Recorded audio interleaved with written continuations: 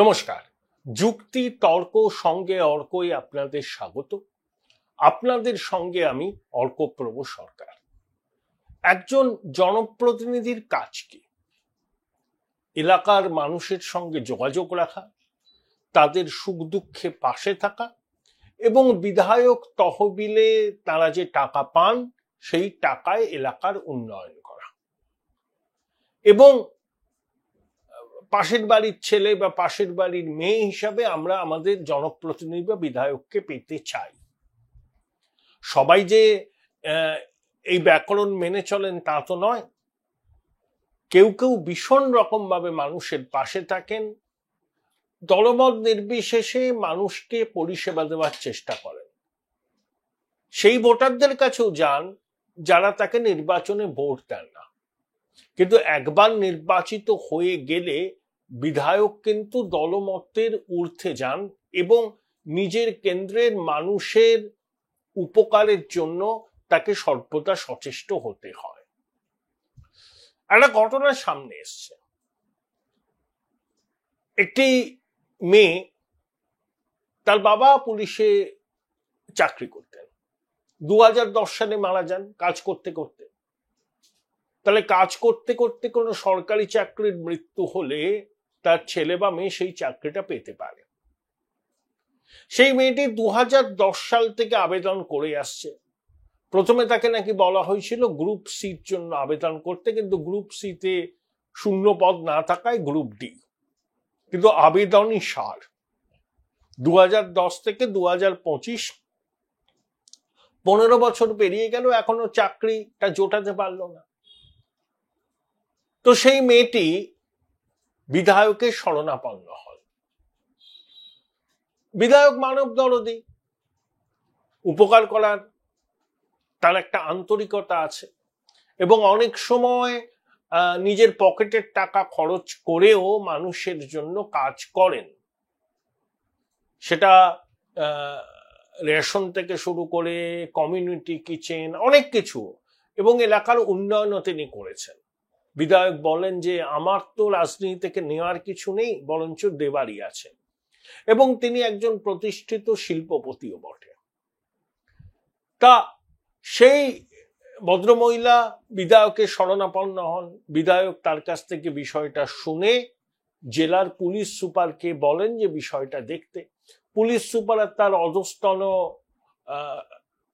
ব্যক্তিকে বিষয়টা ফরওয়ার্ড করে পাঠিয়ে দেন। সেই ব্যক্তি, মানে সেই পুলিশ আধিকারিক, সেই ভদ্রমহিলাকে রীতিমতো হুমকি দেন কেন তিনি বিধায়কের শরণাপন্ন হয়েছেন। এই ঘটনাটা জানতে পারার পর বিধায়ক পুলিশ আধিকারিককে, মানে সেই পুলিশ আধিকারিক যিনি সেই ভদ্রমহিলাকে কার্যত হুমকি দিয়েছিলেন বিধায়কের দ্বারস্থ হওয়ার জন্য, সেই ফোনালাপ আমাদের কাছে এসছে। যদিও আমি সেই অডিও সত্যতা যাচাই করিনি, তবে এই গলাটা রায়গঞ্জের বিধায়ক কৃষ্ণ কল্যাণীর। আমি কৃষ্ণবাবুকে যোগাযোগ করেছিলাম। কৃষ্ণবাবু বলেছেন হ্যাঁ, তিনি পুলিশ আধিকারিককে বলেছিলেন কেন ওই ভদ্রমহিলাকে বলা হয়েছে কেন তিনি বিধায়কের শরণাপন্ন হয়েছেন। একবার শুনে নিন সেই কথোপকথন। নমস্কার স্যার। নমস্কার, এমএলএ রায়গঞ্জ বলছি। নমস্কার স্যার। নমস্কার। একটা কেস ছিল ওই যে, হ্যাঁ হ্যাঁ স্যার। তো আপনি ওনাকে ফোন করেছিলেন? হ্যাঁ, ওনাকে বলছিলাম তো। আমার তো না কি বলেছিলেন ওনাকে, কি বলেছিলেন? আমার একটু কি এমএলএ সাহেবকে ফোন করছিলাম নাকি? হ্যাঁ। তো অন্যায় করেছেন নাকি উনি এমএলএ কে ফোন করে? না অন্যায় নেই। আমি তাহলে না কেন অন্যায়? আমি তো এটা এসপি কে রিকমেন্ডেশন করেছি, অসুবিধা কোথায় আছে? আমি তো পাবলিক রিপ্রেজেন্টেটিভ, আমার তো কাজই আছে এটা করার। উনি 10 বছর ধরে পাচ্ছেন না, হ্যারাসমেন্ট করছেন। এই কাজটা কয়দিনের মধ্যে হবে সেটা বলুন আমাকে। এটা তো আমরা কি করে বলবো স্যার? না আপনার এগুলো না, তাহলে আপনি কি করে বললেন যে এমএলএ কে কেন ফোন করলেন, কি করলেন? এমএলএ কে ফোন করবেন, এমএলএ কাছে আসবে, আপনার কাছে জিজ্ঞাসা করে আসবে নাকি? স্যার সরি স্যার আমার না না, ভুল সরি হয়েছে। সরি বললে হবে না। এই জন্য আপনাদের উপর পাবলিক গুলা খেপে যায়। আপনারা পাবলিককে পরিষেবা দেওয়ার জন্য আপনারা রিক্রুটমেন্ট হয়েছেন। আর আপনারা না আমি না তো না, ওনাকে আপনার পাবলিককে খারাপ হ্যারাসমেন্ট করার আপনার কোনো রাইট নেই তো। আমি তো না না, খারাপ বলিনি। আপনাকে কে রাইট দিল যে আপনি বলবেন যে এমএলএ এর কাছে কেন গেছে? আপনার রাইট আছে এটা বলার? না স্যার, তাহলে আপনি কেন বললেন ওনাকে ধমকালেন? না না ধমকায়নি না, স্যার ওনাকে। তাহলে আপনার এগেইনস্টে কমপ্লেন করবো। আপনি ফোন করে বলছেন কেন এমএলএ এর না, কাছে না। গেছে, আরো দেরি হবে তোমার। এত না বড় আমি তো আপনার সেটা আস্পর্ধা, বলিনি স্যার। আপনি তো ওনাকে সেটাই ফোন বললেন। করে- আমি তো বললাম আমি কি এটা আপার লেভেলে জানাবো আপনার কথা? আপনি ওনাকে ফোন করে ক্ষমা চাবেন আর নিজের কাজটা আপনি করবেন, নাহলে কিন্তু আপার লেভেলে আপনার আমি কমপ্লেন করবো। কিন্তু আপনার ঠিক আছে, ঠিক আছে। যদি না ফোন করলেন, পাবলিকের কাছে ভুল করেছেন, পাবলিকের কাছে ক্ষমা চান। ঠিক আছে। দেখুন, রাজনৈতিক নেতাদের কাজই তো মানুষের পাশে দাঁড়ানো। মুখ্যমন্ত্রী বলেন না যে 24 ঘন্টা মানুষের সঙ্গে জুড়ে থাকতে হবে, নিবিড়ভাবে সম্পর্ক রাখতে হবে? কিন্তু একজন পুলিশ আধিকারিক যদি অসংবেদনশীল হন, বিবেকহীন হন, তাহলে নির্বাচিত জনপ্রতিনিধিদের এই সমস্ত উদ্যোগগুলোই মাঠে মারা যায়। জেলার এসপি যখন বিষয়টা দেখতে বলেছেন তার অধস্তন আধিকারিকদের, সেই অধস্তন আধিকারিক কোন যুক্তিতে সেই ভদ্রমহিলাকে বলেন যে বিধায়কের শরণাপন্ন কেন হয়েছে? আরে মানুষ তো আপদে বিপদে বিধায়কের শরণাপন্ন হবেন, কাউন্সিলরের হবেন, পঞ্চায়েত প্রধানের হবেন, প্রয়োজনে সাংসদের হবেন। তা জনপ্রতিনিধিদের কাজ তো মানুষের কথা শোনা, তাদের সমস্যার নিরসন করা, সুখে দুঃখে তাদের পাশে থাকা। একজন পুলিশ আধিকারিক এই ধরনের কথা কিভাবে একজনকে বলতে পারেন যে কেন তুমি বিধায়কের দ্বারস্থ হয়েছ? আমি কৃষ্ণবাবুকে অভিনন্দন জানাবো এই রকম বিষয়টা নিয়ে সরব হওয়ার জন্য। কারণ 15টা বছর কম নয়, 15টা বছর রাস্তায় ঘুরছে, মাথা কুটে মরছে একটা চাকরির জন্য। তার বাবা চাকরি করতে করতে মারা গিয়েছিলেন, সরকারি চাকরি। তাহলে পরিবারের ছেলে মেয়েদের তো সেই চাকরি পাওয়ার অধিকার আছে, নিয়ম তো তাই বলে। তাহলে 15টা বছর কেন তাকে মাথা কুটে মরতে হবে? এটাই তো প্রশ্ন। বিধায়ক এই বিষয়টাই টেক আপ করেছিলেন এবং পুলিশ আধিকারিকদের বলেছিলেন যে কেন তারা এই কাজটা করছে। হয়তো একটু উত্তেজিত হয়েছিলেন, কিন্তু উত্তেজনা তো স্বাভাবিক। যখন মানুষ প্রতিকার পাচ্ছে না, যখন মানুষ দৌড়ে দৌড়ে ঘুরছে 15টা বছর ধরে, তা জনপ্রতিনিধির দায়িত্ব তো বিষয়টাকে টেক আপ করা এবং যেখানে বললে কাজটা হবে সেখানে বলা। এটাই করেছেন, কোনো অন্যায় করেননি, মানবিকতার পরিচয় দিয়েছেন। একদিকে জনপ্রতিনিধি মানবিক হচ্ছেন, আর পুলিশ আধিকারিকদের একটা অংশ অসংবেদনশীল হচ্ছেন, বিবেকহীন হচ্ছেন। এটাই কি চিত্র?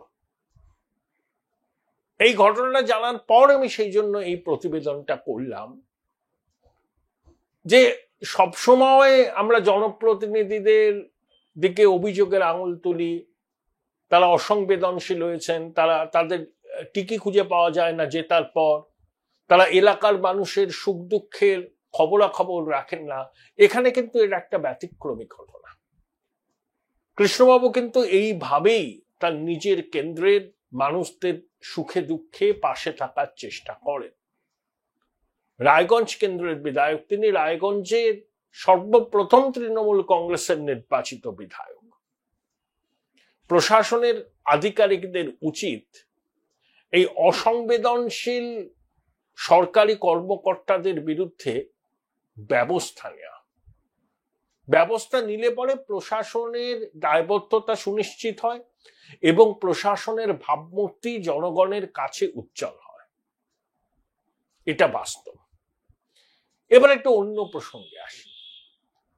দেখুন, দেশজোড়া বিতর্ক শুরু হয়েছে উপরাষ্ট্রপতি জগদীপ ধনখড়ের অকস্মাৎ এইভাবে পদত্যাগ করা নিয়ে। স্বাধীন ভারতের ইতিহাসে কখনো এটা হয়নি। নানা রকম জল্পনা কল্পনা চলছে জগদীপ ধনখড়ের এই হঠাৎ করে ইস্তফা দেওয়ার প্রসঙ্গে।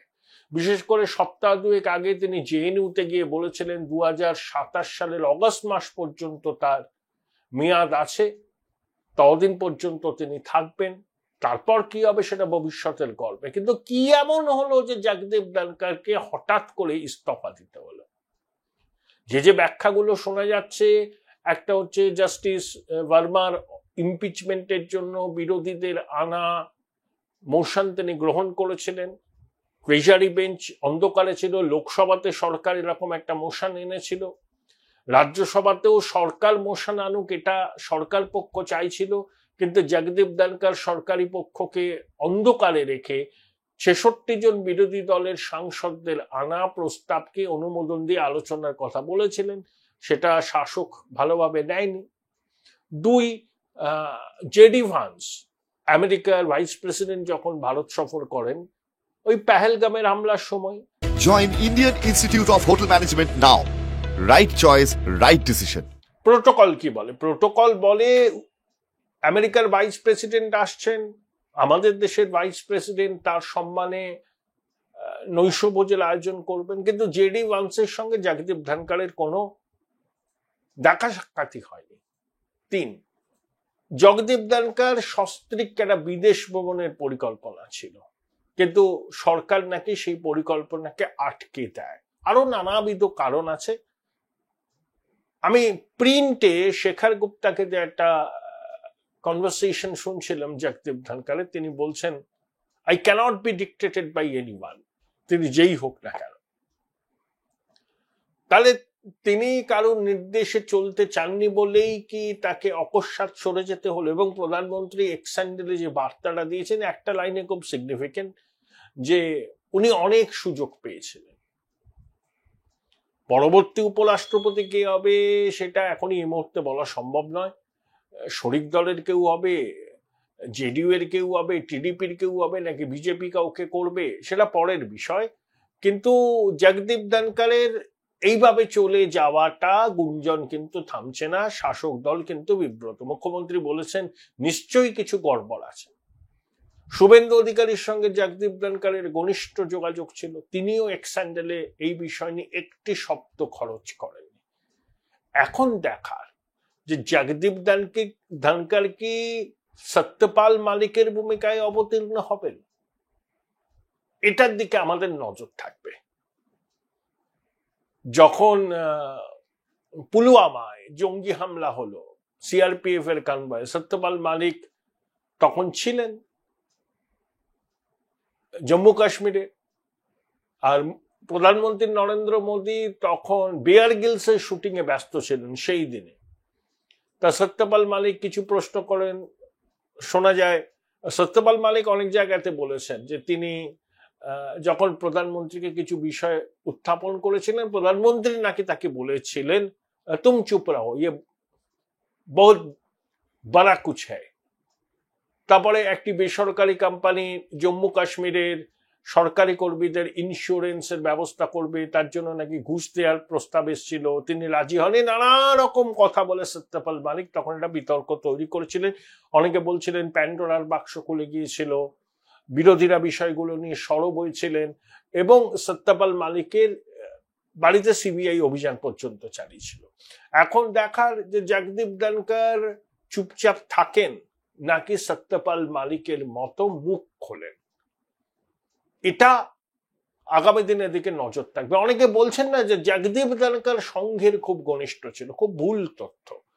জগদীপ ধনখড় জনতা দল করতেন, কংগ্রেসও করেছেন, চন্দ্রশেখরের ক্যাবিনেটে প্রতিমন্ত্রী ছিলেন। তিনি আরএসএস ঘনিষ্ঠ একটি থিঙ্ক ট্যাঙ্কের সঙ্গে পরের দিকে যুক্ত হন, তারপর সেই সূত্রে অমিত শাহের সঙ্গে ঘনিষ্ঠতা, এবং অমিত শাহ তাকে উপরাষ্ট্রপতি করবেন সেজন্য হিমন্ত বিশ্ব শর্মা দৌত্য শুরু করেছিলেন। এই গল্পগুলো আমরা জানি, কিন্তু আরএসএস এর একদম কি বলবো আর কি পোস্টার বয় ছিলেন জগদীপ ধনখড়, মোটেই তা নয়। তিনি আরএসএস ইকোসিস্টেমের লোক কিন্তু ছিলেন না। একটা থিঙ্ক ট্যাঙ্কের কাজের সূত্রে তিনি আরএসএস এর মতাদর্শের সঙ্গে পরিচিত হন, তারপরে ধীরে ধীরে ঘনিষ্ঠতা বাড়ে। এটাই হচ্ছে বিষয়। ওই একটা কথাই বলি, প্রতিবেদন শেষ করব, যে জগদীপ ধনকর সত্যপাল মালিক হবেন কিনা। যদি হন, বিতর্ক অব্যাহত থাকবে, আর যদি তিনি চুপ থাকার সিদ্ধান্ত নেন, তাহলে ইতিহাসের ফুটনোটে তার স্থান হবে। Join Indian Institute of Hotel Management now. Right choice, right decision.